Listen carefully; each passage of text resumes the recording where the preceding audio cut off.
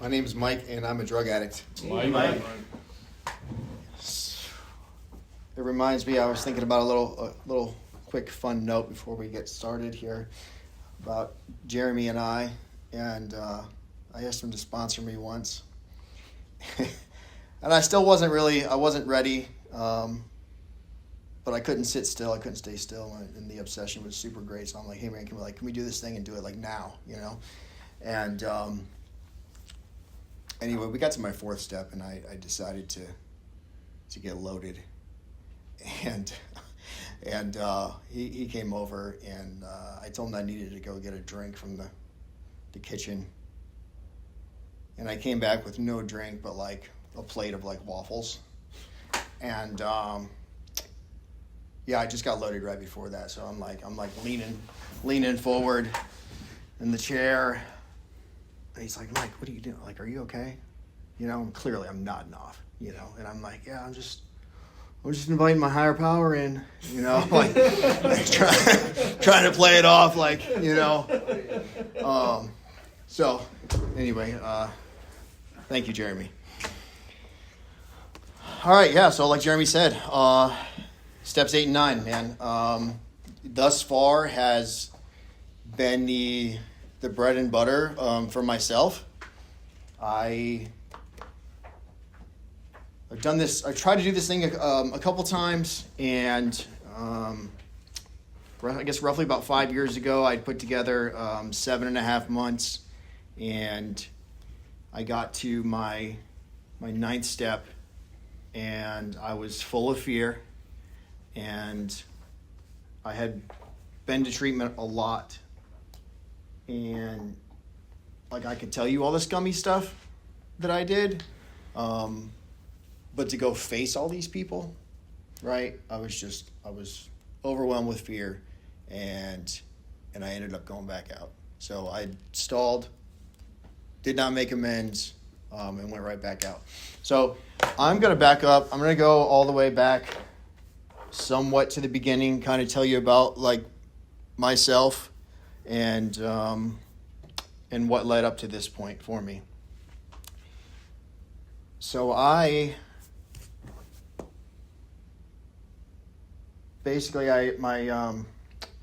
grandmother had passed away when I was 14 years old, and I started getting migraines, and nothing over the counter was like taking them away.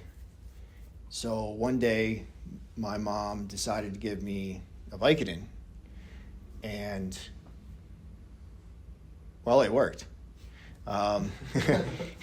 It took the migraine away, and it also did something else. My grandmother and I, we were attached at the hip, and her love for me, her hugs and all that was like the only thing that had the ability to make the outside world stop spinning, right? Didn't matter what was going on, if I just got beat up or whatever, like if I ran to grandma, the world silenced and everything was fine. And I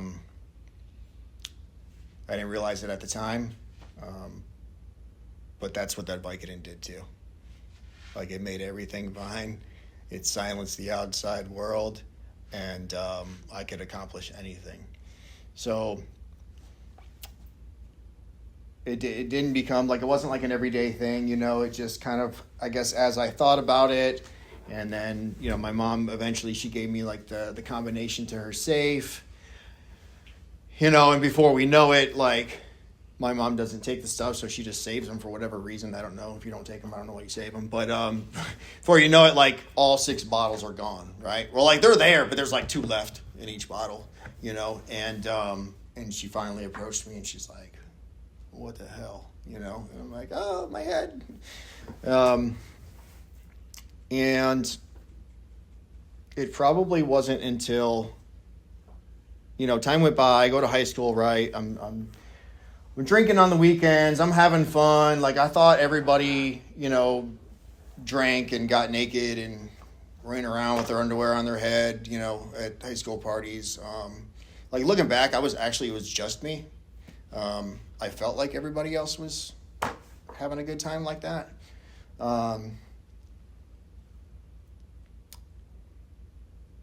Life was, I don't know, I guess somewhat manageable still.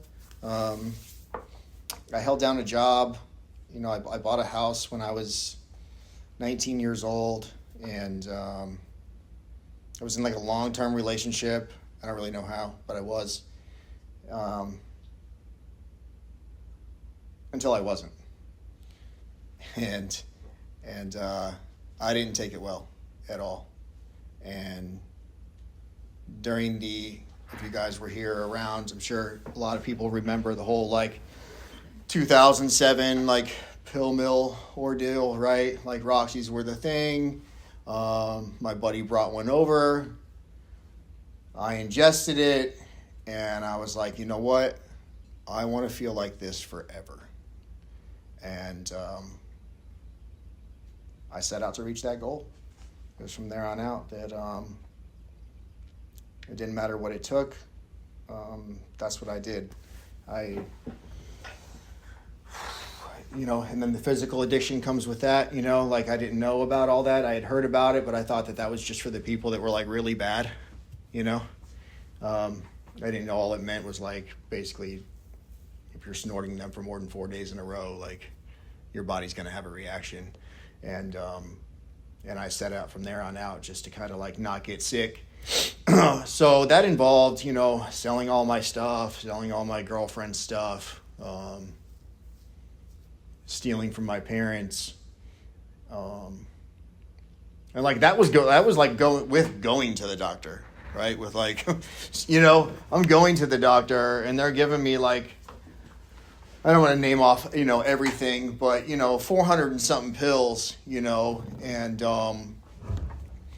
I'm like, yeah, you know what? I only need this many. I'm going to sell the rest, and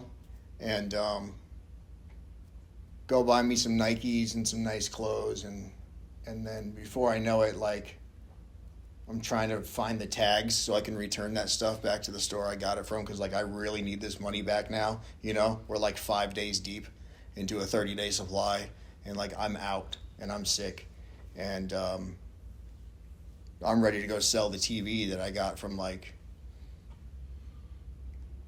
Aaron's, right? And I don't even think I've made my first payment on it, right? But I'm ready to go pawn this thing because I can't stand the way that I feel. So I end up in a position where I'm losing at this. I found out right away that I'm not good at getting loaded. It was within the first year I'm broke and going through withdrawals and losing jobs and stealing from my family. And they convinced me to go to this rehab that was an hour and a half away. And I go to this rehab, and you pretty much got to be outdoors almost all day. And I don't know if I made it 2 days, 3 days, something like that. And I call my mom and I'm like, Mom, you got to get here now. They're so mean to me. They're so bad to me. They're making me stay outside and it's raining. And don't you know, I'm going to get sick. And if I get pneumonia, so she drives up there and, comes to get me and get out, right? And I swear, Mom, please just come get me now. And I will never touch another thing ever again, And I'm borrowing her phone mid-drive back to set something up because I'm still sick from, you know what I mean? I'm only there a couple days. Same thing, right? So now this is the only rehab I know I can go to. You got to wait a year to go back if you leave early. I go back next year. Next year I made it 5 days. Yeah. Again, same thing. Got to wait a year. I go back for my third time. This time I snuck my cell phone in there because I already know what they're looking for when I go, and I made it 7 days this time, and I hear about this place in Texas while I'm in there, this faith-based another free place, right? And I'm like, that's it. I need it rough, right? Because I can't just get on the phone and be like, Mom, drive to Texas, come get me, this is what I'm going to do. They got some MMA octagon out there and you can fight each other. And I'm like, this is perfect. This is what I'm going to do. And I did. I got on an airplane. I want to say like I packed a backpack as if like I took everything with me, but like that's all that I had was a backpack. I went out to this place in the middle of nowhere, and I don't know, they had like a horse and a pig. It wasn't an octagon. It was actually like just a concrete slab of where a house burnt down. So I don't know how that got confused, but it did. And I spent some time out there, man. And that was for me, like that was when it kind of I got to learn about my higher power. Prior to that, it was like just going to church at like 7 years old with my grandma, right? And then like it was a Catholic church, and I just remember like a lot of smoke and like 1,000 Hail Marys, and like there was this far distant being on the other side of the clouds with a trident, just taking up all these tally marks of everything I had ever did wrong, and I was just doomed for hell. Like there was nothing I was ever gonna do to be good enough. You know what I mean? And so I had changed, right? So I got there to this faith-based thing, and it changes for me. And I experienced a little bit of freedom, right? There wasn't so many of like, you got to do this or you're going to like, it was just learning about characteristics of a higher power, seeing that working in other people's lives, getting on my knees and praying and believing in something. And I saw like some changes in my life. But I didn't know it then, and I didn't know it until I got to AA, is that like the action was missing. So I was doing all this like learning stuff, and all that was great, but there was no action behind any of that stuff. So I stay out in Texas for almost 2 years. I'm remodeling houses, and like before I know it, I'm going through people's medicine cabinets, and I'm finding pills all over again. So it was like, hurry up, get done with one job, go over there. Hey, you distract the customer. I'm going to go in the bathroom and find what this old lady's got, She doesn't need it. She still has one leg, like she's good. Robbing houses out there. And I don't know, I moved back, and it's still kind of like, it's the same thing, except I run into some people, and they're like, oh yeah, like I'm not on opiates anymore. I found this other thing, and I'm like, what's that? And I'm like, oh, meth. I'm like, great idea. Like, let's try that, because I don't want to be on these opiates anymore, That just turned into like, I don't know, 5 or 7 years of opiates and meth. It doesn't work, in case you're wondering. And like it says, this illness is progressive, man. Like it got a lot worse. It got to a point to where it was like I wasn't even trying to have a job no more. Like I was just robbing whatever store that I went into. Mostly home improvement stores, or the ones that were dumb enough to have like a self-checkout. And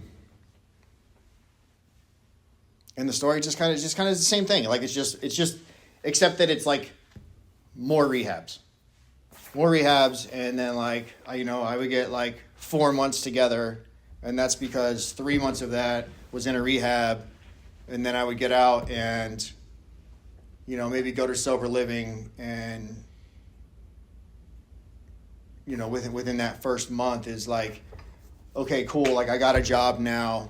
My mom probably paid for my license, and I'm driving, and like things aren't so bad. So then I go right back into like whatever Mike wants to do.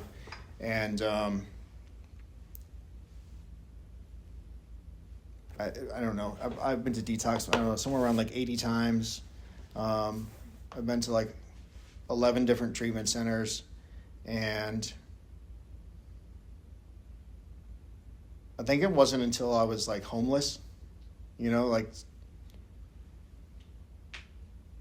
waking up in a hot tent where you can't even breathe. Like you got to put the top over it so the rain doesn't get you, right? But then there's no ventilation, so you're just breathing in this hot moisture. I got a root in my back because I put my tent up like next to a tree, and I'm detoxing. I'm thirsty as hell. I'm in the middle of nowhere, and I'm hungry, and I got no money, so I walk down to Circle K, and I'm like stealing a Polar Pop. They know what I'm doing because I've done it 100 times, so like they just kind of like start looking the other way, you know. I take a hot dog off the grill and like put it in the bun, in the wrapper, you know, and put some ketchup on there and shove it back in my pocket, and I walk out and I like pulling a fully dressed hot dog out of my pocket at the gas pump, and this guy's like looking at me, and yeah, it was the highlight there. Anyway, it's hot out there. It sucks. Being homeless, like, it sucks. I went to the hospital. I had hepatitis A, B, and C. I pretty much got no teeth left in my mouth. I got like 8 teeth left on the bottom. You know, all the top is all fake. I'm deteriorating. I got bruises all up and down my arms. My mom won't let me in her house anymore. You know, she's been through 15 years of just being robbed and heartbroken. And, you know, I don't know how many sleepless nights that woman had, you know, wondering, like, am I dead or alive? And nobody wants me around anymore. You know, I would try and, like, call the dope man and be like, hey, man, like, I got that money. I owe you, you know, and they're like, yeah, no, like, I'm good, bro. Like, don't worry about coming over, you know, because, like, they know already. Like, they're going to lose. Somehow they're going to lose. Like, I'm going to end up walking away with more than what I brought to the table every time, you know, or it's like, oh, he's going to try and sleep on the couch for 3 days again. Like, so finally I had enough, man, and I got a little bit of taste of this AA, and I had shied away from this because, like, at best, you know, I'm super lazy. And if I had it my way, you know, I'd be, like, perfecting the metric system from some back bedroom at my mom's house, you know, just, like, putting stuff on a scale and selling it, and, like, that would be it. That would be all I did. But AA sounded like work, you know, kind of a lot like what I had learned about, like, my higher power was, like, that it required change. And I didn't really want to change. I just wanted the consequences of stuff. And those don't go hand in hand, I found out. So I'm like, okay, great. Like, step work. Let me see what this is all about. And I started doing this thing, and I numerous times, right? But, like, if we look at, like, step one, right? Admitting I was powerless. Like, I had a lot of evidence that I was powerless over drugs and alcohol. Like, 15 years worth of evidence that I had tried it every way, and it just wasn't working out for me. Like, I wasn't good at it from the beginning, like, at all. And so I took that chance, right, that they're saying, like, there's a God out there, right, that can restore you to sanity, and you have to turn your will over to that. I didn't really know what that actually looked like, I don't think. I think that meant that I get on my phone and I got this app, and there's like 3 prayers right in the beginning of it, and then I got this daily reflection book and maybe some other reading, right? And I read these things, I read this prayer, I say these things, and then I jet out the front door, and the rest of the day is about me. And I did that for a while and couldn't figure out why I was still miserable, and it wasn't working. And they put me on this 4th step, and I thought, you know what? Like, I've been to treatment so many times.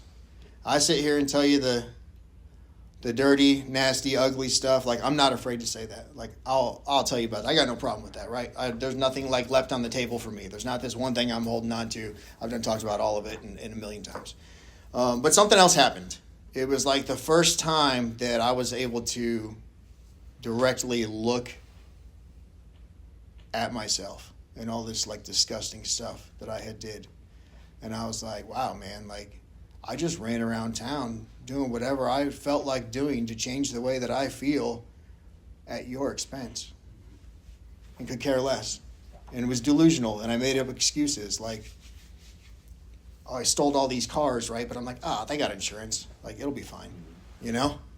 Only to end up at a party like 2 years later, I'm talking to this random dude, and he's telling me about how his truck got stolen, described it very descriptively, and is like, yeah, man, my parents had to file for bankruptcy because we owed way more than, we didn't have gap insurance. I was like, oh, you know? It's not what that thing I made up in my mind. So I did all this stuff, and I admitted it, to my sponsor and in front of God.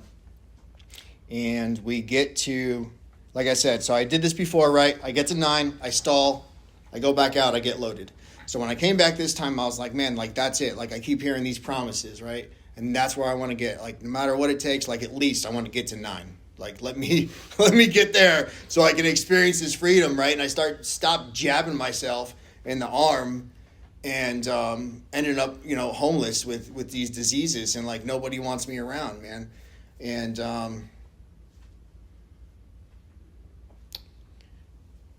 I did. I got to 8 with a sponsor. Everybody was already down on a list, and he had me write out like exactly what I would say to them and what approach as far as like if I thought I was going to do it in person or not, and then we were going to discuss it and we were going to go over these things and come to an agreement as to how I was going to approach each individual. So I think that what I'm going to do is I'm going to read a little bit out of the book, what it has to say about 8 and 9, and then I'm going to give you a little bit of my experiences with some of these different situations. And so it says in the beginning here, I'm on page 76, halfway down.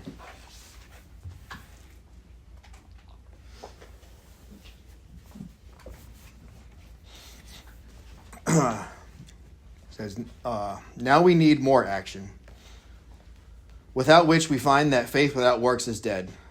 Let's look at steps 8 and 9. We have a list of all persons we have harmed and to whom we are willing to make amends. We made it when we took inventory.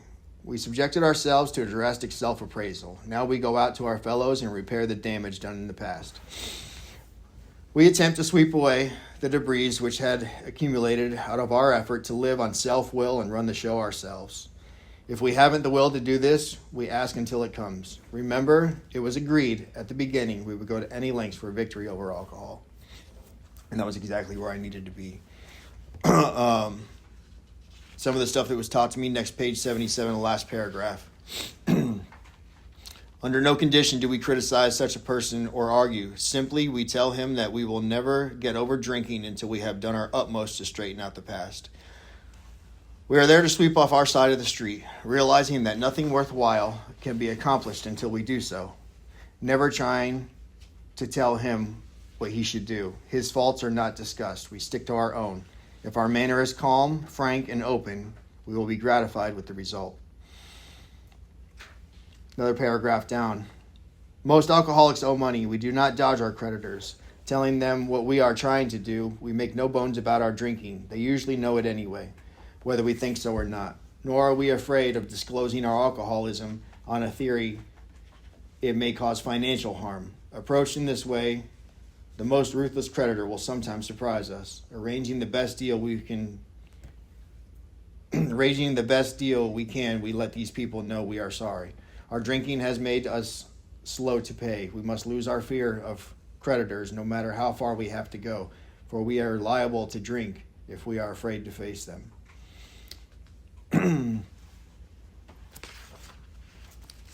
And I was in a lot of financial fear when it came down to this, because like I said, I've robbed all surrounding Home Depots, Lowe's, Walmart, all the auto parts stores, all the gas stations, whatever, man, CVS, Walgreens, right? So I had this huge list. Not only that, like,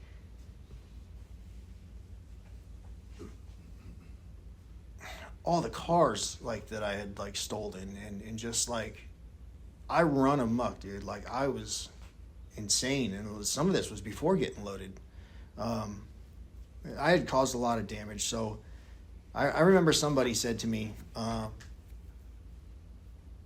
they said, Mike, it's going to make no sense. Somehow, some way, you start making these financial amends, and you're going to end up with like more money than what you had in the beginning. And, in the physical realm, like that doesn't make any sense, right? Like, how do I spend money that I don't have, right? to somehow end up with more money. And my experience is that, like, right, they tell us this is a spiritual program of action, right? It's not like an intellectual program of thinking, okay? So intellectually thinking about that, it doesn't add up, right? But somehow, when I ignore the fact of whether I do or don't have the money to do it, and I just take the action to start paying these places back, I'm now in a situation to where, you know, I have more of a financial security than I've ever had in my entire life, even like before getting loaded. And it blossomed like quick, like super quick, especially when I started getting some of these places paid off. And it did so much more than that. I was so worried about like my pocketbook, my bank account, you know, my wallet with this paying this money, you know. I didn't know that it was going to put me in a situation like one of the ways is that I paid back some of these places is that I would buy a gift card, and I would give that to just some like random person. And that has led me to so many spiritual experiences, which like help keep me sober, right? People crying on your shoulder saying that they just got out of an abusive relationship and didn't know how they were going to like feed the kids, and have had those 4 kids with them right there, like at Walmart, you know, like, how did you know I needed this? Like, I didn't know that you needed it, right? But God knew that you needed it.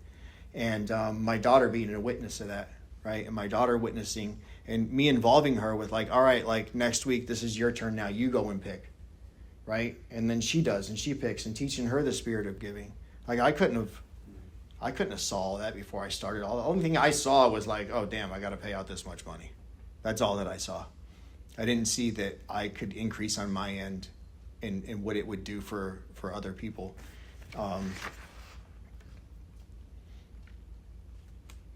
Page 83. Yes, there's a long period of reconstruction ahead. We must take the lead. A remorseful mumbling that we are sorry, we won't. A remorseful mumbling that we are sorry won't fit the bill at all. We ought to sit down with the family and frankly analyze the past as we now see it, being very careful not to criticize them. Their defects may be glaring, but the chances are that our own actions are partly responsible. So we clean house with the family, asking each morning in meditation that our Creator show us the way of patience, tolerance, kindness, and love. The spiritual life is not a theory. We have to live it. Down a little farther, next paragraph. There may be some wrongs we can never fully right. We don't worry about them, and if we can honestly say to ourselves that we would right them if we could. Some people cannot be seen. We send them an honest letter, and there may be a valid reason for postponement in some cases, but we don't delay if it can be avoided. There's a gentleman that I stole so much from that his business went under, and he took himself out in his boat into the Gulf of Mexico and he hung himself. You know, what do I do? Well, what was suggested to me is I don't steal anymore. You know, those are some of the harder ones, you know.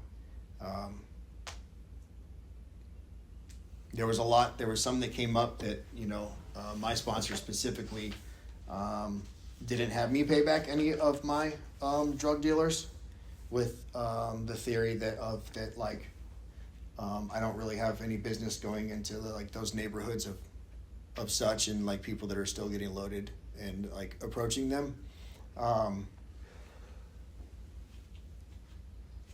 One of the amends that I wanted to make was to my dad, and my dad and I hadn't spoken about 5 years.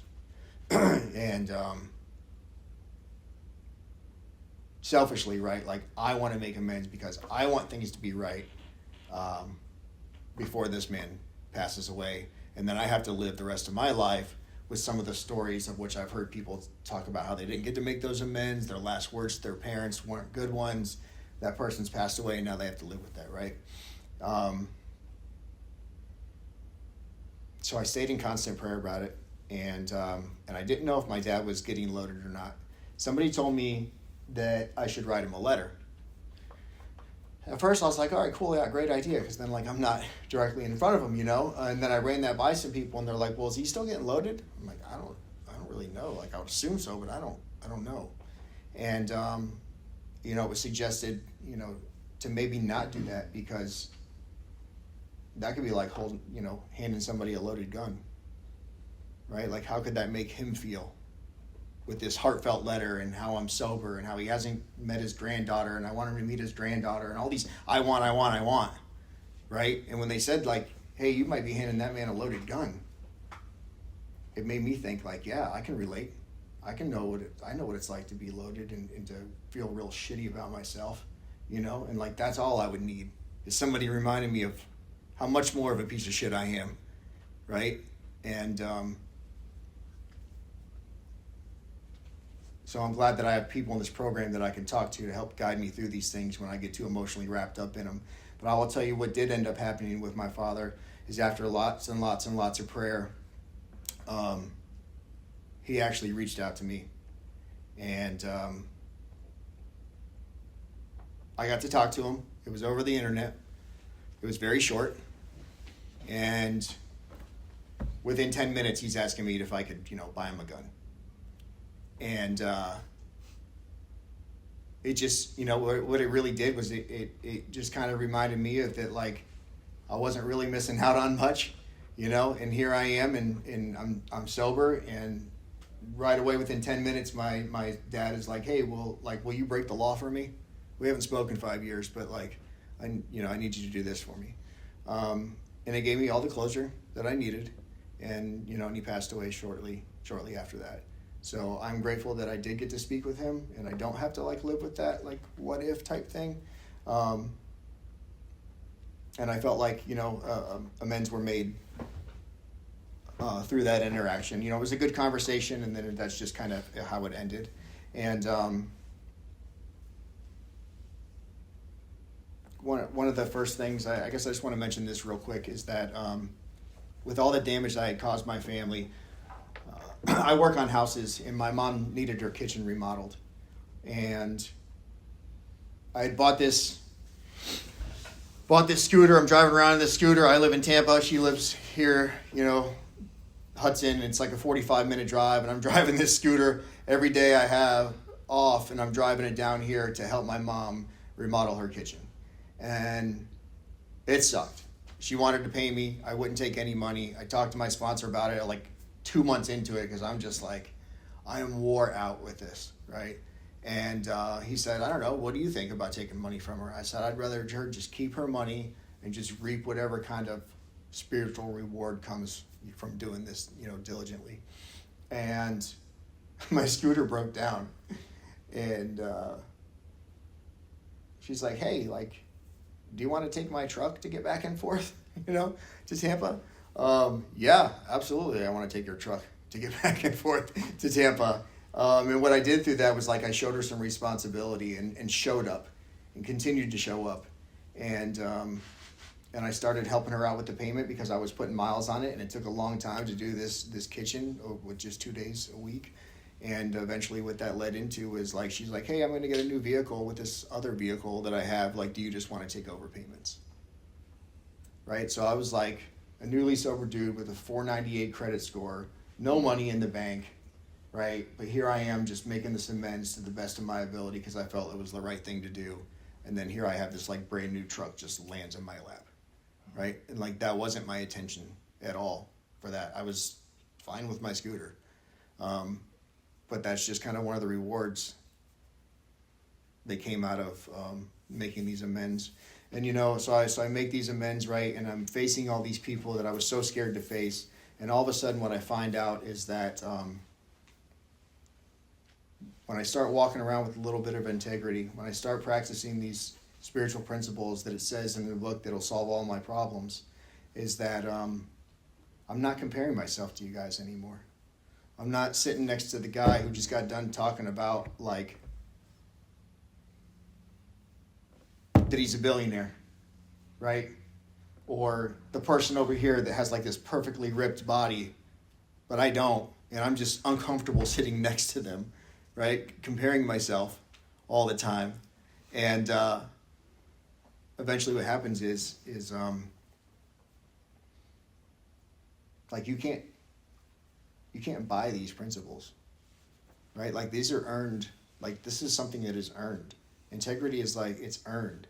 And all of a sudden I'm around these people, like I needed you to feel better about myself, right? And I don't need that anymore. I don't come in here and I'm not comparing myself anymore. I walked around this town. Part of the reason getting out of here, moving to Tampa, was because like I didn't know anybody. But now I can come back here and like I don't have to like sneak or wear a hat or glasses and hold my head down when I walk into Circle K anymore.